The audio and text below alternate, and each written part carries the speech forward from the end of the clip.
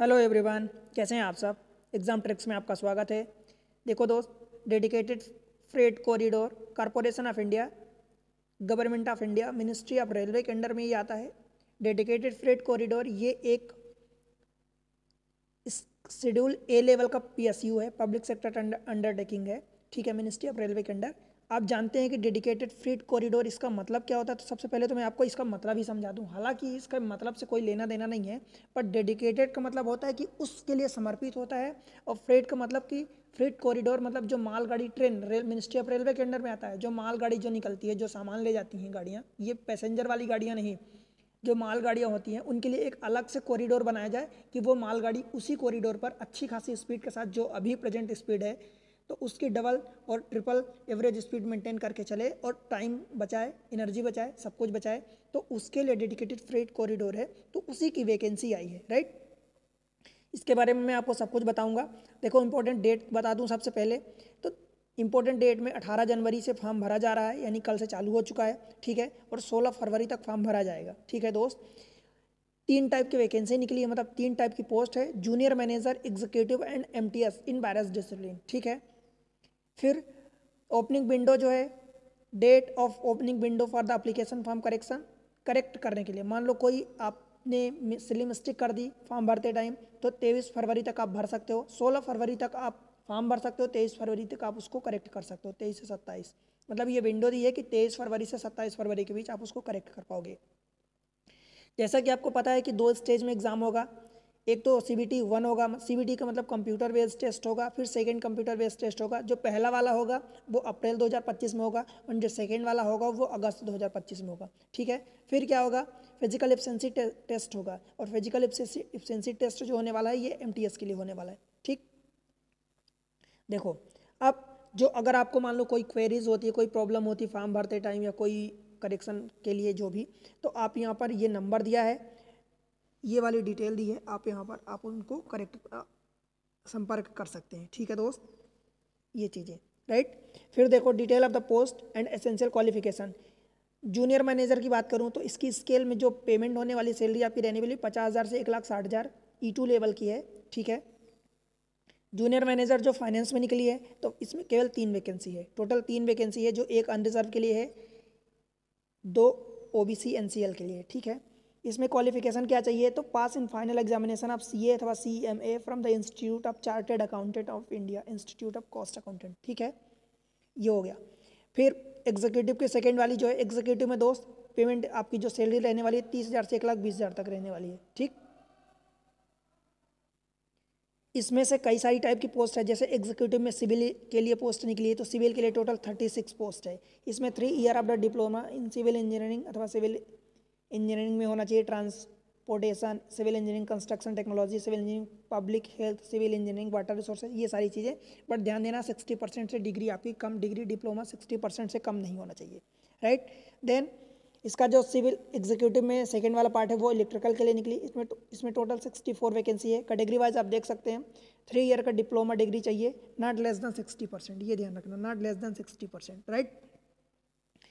Executive में ही signal and telecommunication SNDT निकला है, टोटल 75 वैकेंसी है। 3 year diploma in electrical, electronics, electrical communication, ये चीज़ें आप देख लेना, नॉट लेस देन 60%। ठीक है दोस्त, देन फिर 3 टाइप की एग्जीक्यूटिव की पोस्ट हो गई, राइट। फिर तीसरी वाली पोस्ट जो है मल्टीटास्किंग MTS, उसमें पे स्केल आपकी 16,000 से 45,000 रहने वाली है। ये आपकी 12th लेवल की होने वाली है, समझो। ठीक है, matriculation plus minimum 1 year duration of the course completed.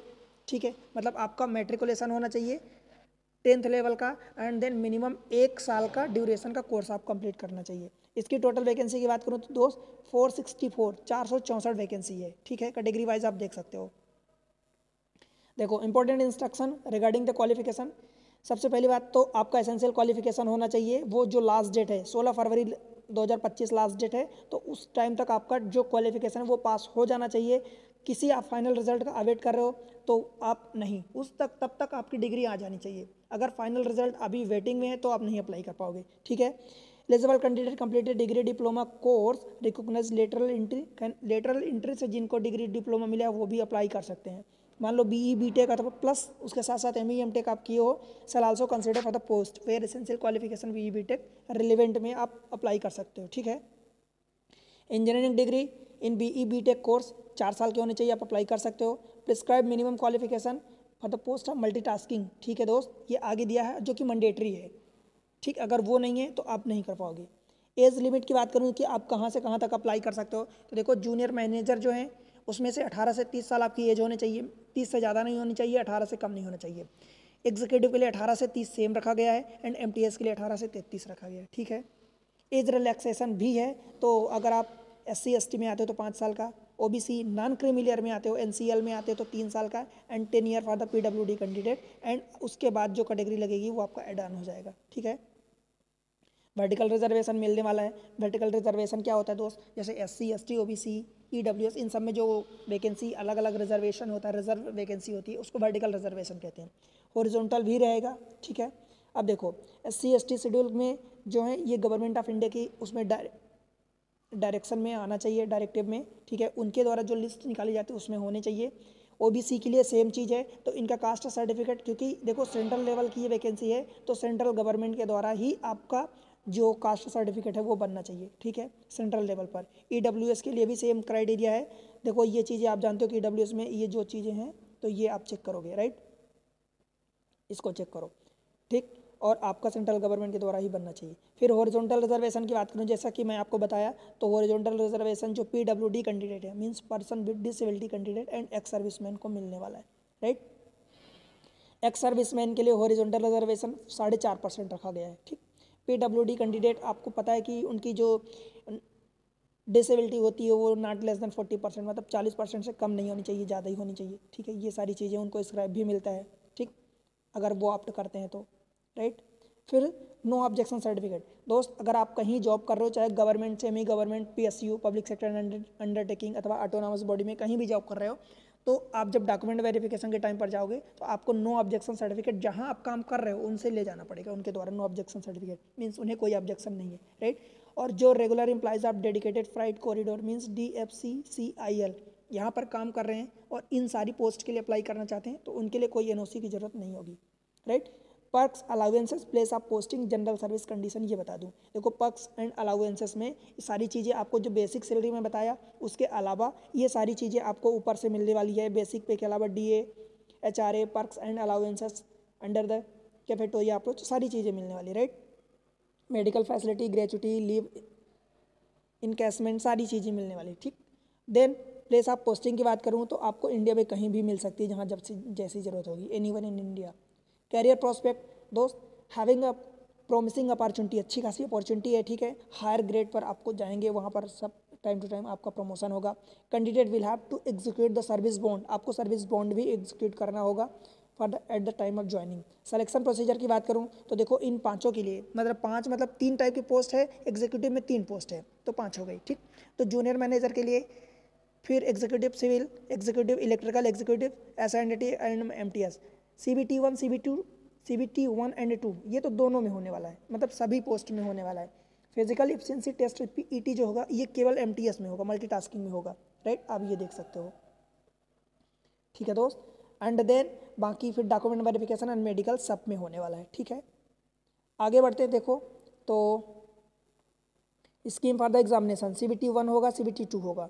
Negative marking देखो CBT1 एंड 2 में जो होगा तो उसमें नेगेटिव मार्किंग होगी, सब में 1 एंड 2 दोनों में होगी, 1/4 की नेगेटिव मार्किंग होगी, ठीक है। फिर जो पहला स्टेज होगा CBT1 will be screening nature, screening nature का मतलब कि पहला जब CBT1 होगा अगर आप उसको पास करते हो तो सेकंड स्टेज में जाने के लिए बस है, क्योंकि पहले स्टेज का मार्क्स आखिरी आपकी जो फाइनल लिस्ट बनेगी मेरिट लिस्ट उसमें काउंट नहीं होगा, केवल पहले स्टेज से जाने के लिए दूसरे स्टेज में पहुंचने के लिए CBT1 होगा, ठीक है। एंड स्कोर जो CBT1 के बाद 2 होगा जो उसका आपका मेरिट लिस्ट में आएगा, ठीक है, उसी के बेसिस पे बनेगा। फिर टोटल नंबर ऑफ कैंडिडेट कितने शॉर्ट लिस्ट किए जाएंगे तो सेकंड स्टेज के लिए भाई 20 गुना आप कैंडिडेट भेजे जाएंगे, मतलब CBT1 के बाद CBT1 में तो सब अप्लाई करेंगे जो सब देंगे एग्जाम, पर CBT2 वाला जो एग्जाम होगा तो पहले एग्जाम से 20 गुना, मतलब जितनी वैकेंसी 20 गुना भेजे जाएंगे। PET जो MTS में केवल होगी 3 गुना भेजे जाएंगे, डॉक्यूमेंट वेरिफिकेशन में इक्वल नंबर, ठीक।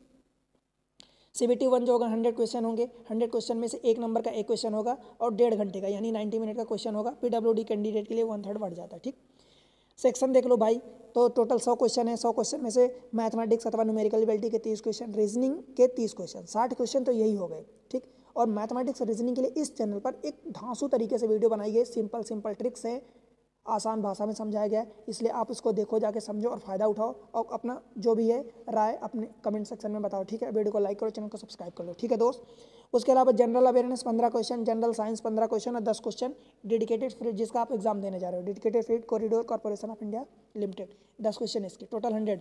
ठीक है, आपको ये बता दूं कि सेकंड स्टेज जो होगा उसमें 120 क्वेश्चन होंगे, इसमें 100 क्वेश्चन, उसमें 120 क्वेश्चन होंगे, एक क्वेश्चन का 1 नंबर होगा। ठीक है, और 2 घंटे का, ये 1.5 घंटे का, 1 वाला 1.5 घंटे का होगा 100 क्वेश्चन, दूसरा वाला जो CBT होगा 2 घंटे का टाइम होगा और 120 क्वेश्चन होंगे। ठीक है,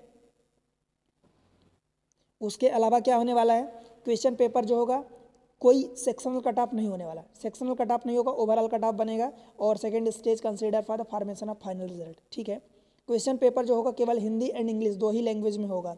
क्वालिफाइंग मार्क्स जो होगा, देखो मिनिमम क्वालिफाइंग मार्क्स अनरिजर्व अथवा EWS के लिए मिनिमम आपको 40% तो लाना ही होगा।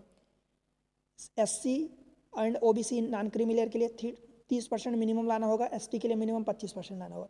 देखो इसका मतलब ये नहीं है कि आप 30% या 40% या 25% ला लिए तो आप सेलेक्ट हो जाओगे, नहीं, पर मिनिमम इतना तो लाना पड़ेगा। अगर ये नहीं लाए तो फिर आप नहीं सेलेक्ट होगे, और अगर इतना ला लिए फिर आप मतलब एक तरह से आप सोच सकते हो कि हाँ आगे के लिए आप हो सकते हो। ठीक है, पॉसिबिलिटी है भी। जो पेपर कई शिफ्ट में होता है तो नॉर्मलाइजेशन होगा मार्क्स का एंड देन आपका रिजल्ट जो भी होगा बनेगा। टाई होगा अगर मार्क्स तो जो एज में ज़्यादा होगा उसको दिया जाएगा, और अगर मान लो उधर भी सेम है तो फिर अल्फ़ाबेटिक ऑर्डर में ABCD में जो पहले आएगा उसका पहले रखा जाएगा। ठीक, ऑब्जेक्शन अगर आप मान लो कि एग्जाम हुआ, अगर कोई किसी क्वेश्चन में आपको ऑब्जेक्शन है, कोई प्रॉब्लम है कि नहीं इसका आंसर ये होगा, तो फिर आप 100 रुपये और प्लस सर्विस चार्ज जो अप्लीकेबल चार्ज होगा वो देके आप कंप्लेन कर सकते हो। ठीक है, detail of the physical efficiency test, देखो फिजिकल एफिशिएंसी टेस्ट जो MTS में ही केवल होने वाला है उसकी आप डिटेल ये पढ़ लो, मेल के लिए फीमेल के लिए ये सारी चीज़ें। ठीक है दोस्त, आप पढ़ो इसको समझो। ठीक, फिर बात करें कि इंस्ट्रक्शन कुछ डॉक्यूमेंट वेरिफिकेशन, तो डॉक्यूमेंट वेरिफिकेशन में जो होता है वही होगा। ठीक है, आप अपने डॉक्यूमेंट्स ले जाना, राइट। एग्जामिनेशन सिटी, देखो पहली स्टेज के लिए बात करूं तो एग्जामिनेशन सिटी होने वाली है आगरा, अहमदाबाद, अजमेर, अमृतसर, बेंगलुरु, भोपाल, भुवनेश्वर, बीकानेर, चंडीगढ़, ये सारी जगह आप पढ़ लेना, जबलपुर, जयपुर, जोधपुर, कानपुर, कोलकाता। ठीक है, application should clearly indicating their order of reference, 3 centre आपको ऑर्डर ऑफ रेफरेंस में रखना होगा, उसी के रिगार्डिंग आपको मिलेगा। ठीक है, सेंटर। एग्जामिनेशन फ़ी की बात करूं तो जो पहला वाला जूनियर मैनेजर एग्जीक्यूटिव है उसमें से आपके 1000 जूनियर मैनेजर अथवा एग्जीक्यूटिव। ठीक है, OBC unreserved and creamy layer EWS के लिए सबके लिए 1000 रुपये फीस है, मल्टीटास्किंग के लिए इनके लिए 500 रुपये फीस है। ठीक, और बाकी जो है उनके लिए कोई फीस नहीं लगने वाली। ठीक, बाकी पोस्ट और बाकी जो कैंडिडेट बचे। मोड ऑफ एप्लीकेशन, मॉडिफिकेशन की अगर बात करूं तो जैसा कि मैं आपको बताया कि 23 से 27 फरवरी तक आपको एप्लीकेशन आप उसको करेक्ट कर सकते हो, बट 100 रुपये नॉन रिफंडेबल फीस देना होगा तभी आप करेक्ट कर पाओगे। ठीक है, इसलिए पहली बार में आप गलती ना करो दोस्त। ठीक है, इंपॉर्टेंट चीज़ें मैं आपको जानकारी में बता दिया हूँ, बस आप ये देख लो कि इस टाइप का आपका फॉर्म होना चाहिए कास्ट सर्टिफिकेट का, SC का चाहे SC ST का हो या OBC का हो। ठीक है, तो बस आप अप्लाई करो। इसी चैनल पर एग्ज़ाम ट्रिक्स पर मैथमेटिक्स की लगभग सारे चैप्टर ख़त्म हो चुके हैं, तो वहाँ पर आपको एक बता रहा हूँ कि इतनी आसान भाषा में इतनी अच्छी ट्रिक्स के साथ समझाया गया है कि आप भूल नहीं पाओगे। ठीक है, तो उसका फ़ायदा उठाओ, जाओ देखो समझो। ठीक है, उसको फॉलो करो, वीडियो को लाइक कर दो, चैनल को सब्सक्राइब कर लो दोस्त, अभी ऐसे इन्फॉर्मेशन के लिए और चैनल पर और इन्फॉर्मेटिव वीडियो के लिए। ठीक, मैथमेटिक्स एंड रीजनिंग के लिए, और अपने दोस्तों के साथ शेयर कर दो, और एक प्यारा सा कमेंट्स मेंशन करो और बताओ कि आप अप्लाई कब कर रहे हो, कहाँ से वीडियो देख रहे हो दोस्त, कौन सी जगह के लिए अप्लाई कर रहे हो, कौन सी पोस्ट के लिए अप्लाई कर रहे हो। ठीक है, और अपने दोस्तों के साथ शेयर करना बिल्कुल मत भूलना। तो मिलते हैं अगले वीडियो में, तब तक के लिए पढ़ते रहो, बढ़ते रहो, बाय बाय।